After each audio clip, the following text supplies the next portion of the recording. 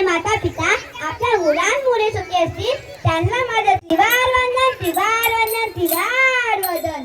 सून सासू बनण्याची इच्छा करते ते पहिल्यांदा सासू आणायची सुचते. सासूला जाऊन विचारा सुखी आहेत का? उत्तर मिळेल नाही. ओ तिची सून सासू म्हणाई म्हणून खंडेरायाला नवस करते. हो खंडेराय तुझा तरी दे नावसू, खंडेराय तुझा तरी दे नावसू, खंडेराय तुझा तरी दे नावसू, खंडेराय तुझा तरी दे नावसू. मरुदे सासू खंडेराय खंडेराया, मरुदे सासू खंडेराय खंडेराया, मरुदे सासू खंडेराय खंडेराया, मरुदे सासू खंडेराय खंडेराया, खंडेराय तुझा तरी दे नावसू, खंडेराय तुझा तरी दे नावसू, खंडेराय तुझा तरी दे नावसू, खंडेराय तुझा तरी दे नावसू.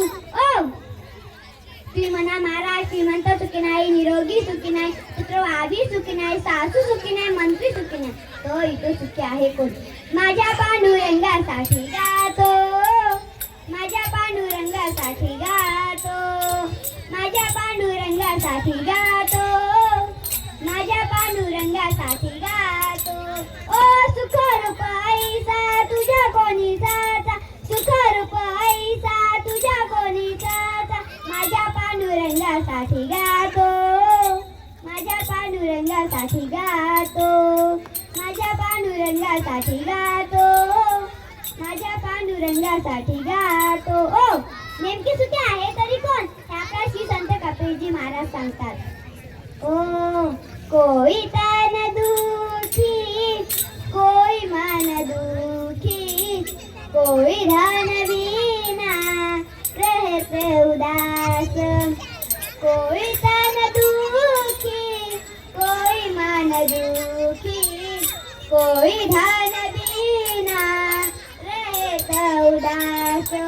ओ थोड़े थोड़े सब दुखी, सुखी राम के दास, थोड़े थोड़े सब दुखी, सुखी राम के दास, राम के दास सुखी, राम सब है उदास, राम के दास सुखी, सब है उदास. कोई तन दुखी, कोई मन दुखी, कोई धन बिना रहते उदास, कोई तन दुखी, कोई मन दुखी, कोई धन बिना रहते उदास. ओ कोई तन दुखी, कोई मन दुखी, कोई धन बिना रहते उदास. या जगात प्रत्येक जण दुखी आहे, फक्त रामाचेच दास सुखे म्हणजे संत सुखे. विठ्ठल विठ्ठल विठ्ठल विठ्ठल विठ्ठल विठ्ठल. ओ एका गुरुला दोन शिष्य होते. ते दोघं नेहमी भांडायचे नेहमी भांडायचे नेहमी भांडायचे. एक म्हणाला गुरुदेव सर्व सफरचंद केळी हाच घेतो, मला एकही नाही देत. दुसरा म्हणाला गुरुदेव सर्व पेढे दक्षिणा हाच घेतो, मला एकही नाही देत. तर गुरुने त्यांना वाटून शिकवले. एकाला उजवा पाय दिला, एकाला डावा पाय दिला. एकाला म्हणा उजव्या पायाचे संरक्षण तू करायचे, याचे पेढे दक्षिणा सफरचंद केळी तू घ्यायचे. दुसरा म्हणाला डावा पायाचे संरक्षण तू करायचे, याचे पेढे दक्षिणा सफरचंद केळी तू घ्यायचे. असं कोण दोघांनी त्यांचे भांडण निपटून टाकले. तेवढ्यात गुरुदेवनी मस्त भीतीला पाठ टेकून डावा पाय उजव्या पायावर ठेवला. उजव्या पायाच्या शिष्याची त्याला त्यांनी म्हणाले आता पण माझ्या पायावर, आता पण माझ्या पायावर, फक्त त्याच्या पायाकडे.